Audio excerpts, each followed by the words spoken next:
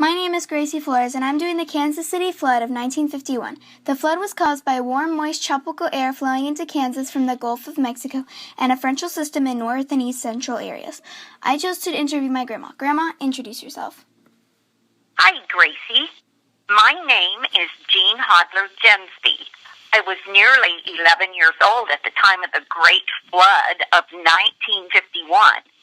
That flood affected almost one half of the state of Kansas for weeks, and the waters were higher than ever before recorded. Grandma, what did you feel like when you saw that your town was flooding? Well, remember, I was just a child, and I was concerned only with the farm, the rural areas where we live. I knew that just a little part of the town of Beloit was going to be flooded. What I was really worried about was where both sets of my grandparents lived, only 2 miles south of our farm home. Both of their farmsteads were on the banks of that Solomon River. That river was raising. It had been raining for weeks, but started raining hard for several days over a large area. The Solomon River was raising up out of its banks into their livestock pens, their sheds, their barns, and up into the areas closer to their homes. The critical concern was to get the livestock loaded up and taken away from danger, and to convince my Grandpa Fred and Grandma Regina Hodler and my Grandpa Dan and Grandma Blanche Geist to grab their stuff and get out of their homes and leave their homes and farms. And none of them wanted to leave.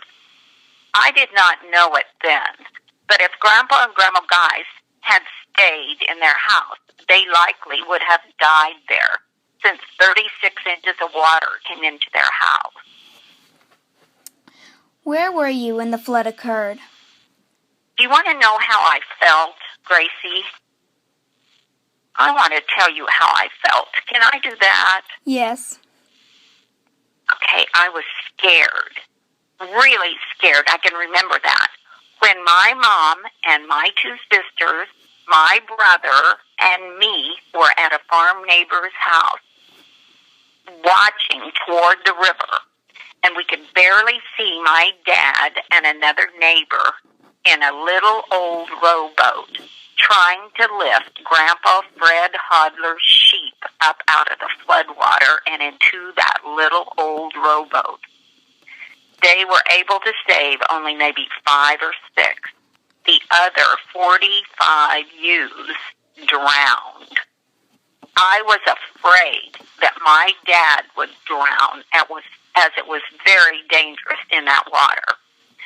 Grandpa Fred Hodler had refused to believe the forecast that the 1951 floodwaters would raise higher than ever before.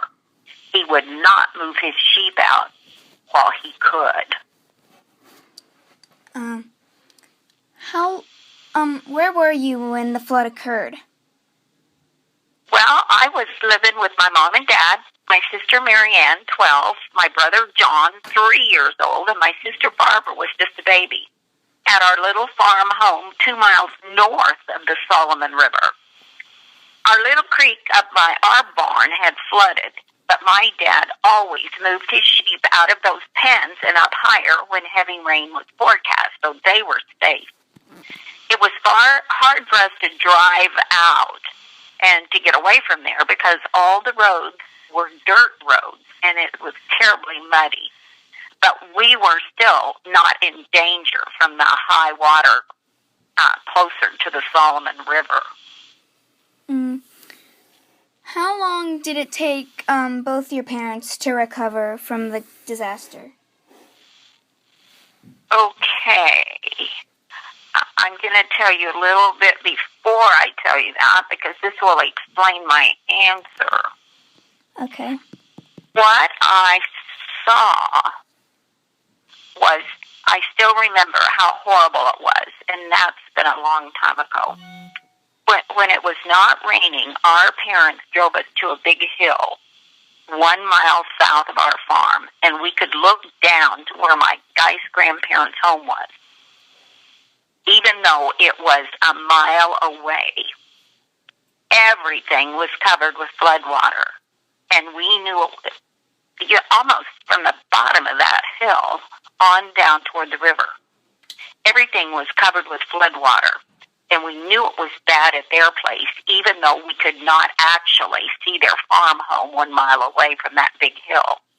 The land, the crops, and other farms of neighbors were all covered with floodwater. Water as far as we could see. And our mom and dad also took us into Beloit, so we could see the Solomon River Bridge there and how high the water was. It was way over the top of that great big bridge. We were safe from where we watched, maybe a block away. Now, you asked about recovery. Yes. You never completely recover from such a disaster. The farmers lose their crops. Their annual income is gone because the crops, livestock pens, the buildings, the feed supplies were all destroyed in the flood. Trees and debris wash out onto the land. New river channels were cut into the fields. My guy's grandparents had to abandon that rented farm. And eventually the owner cleared away all that was left of the building. Now, my Hodler grandparents tried to clean up their home. They had 12 inches of filthy floodwaters inside, and they actually moved back and lived in that home about 1 year until their doctor in Beloit told them they had to leave because of the mold and mud in the basement and in the wood on the first floor. No one ever again used that as a farm home, and those buildings have all been cleared away. Both families were able to save some of the items that had not been ruined by the filthy floodwaters.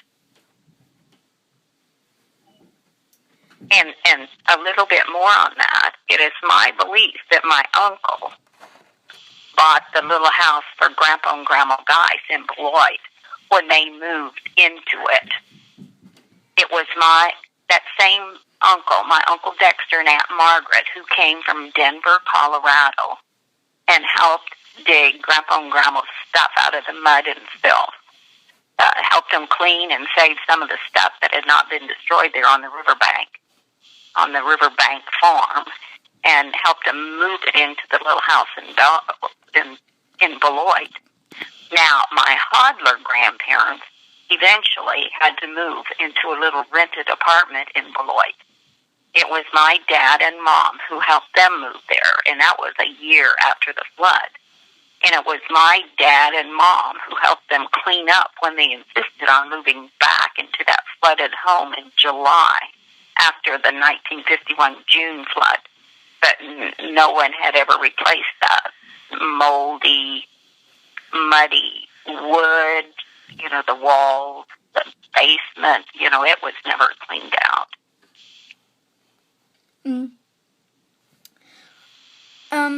What did you or your grandparents keep in this, after the disaster? Well, first of all, they were able to keep their cars because they had driven them out when they escaped before the highest crest or the highest water depth. But after the flood, you'd say the water went down and the roads dried out enough you could drive into there.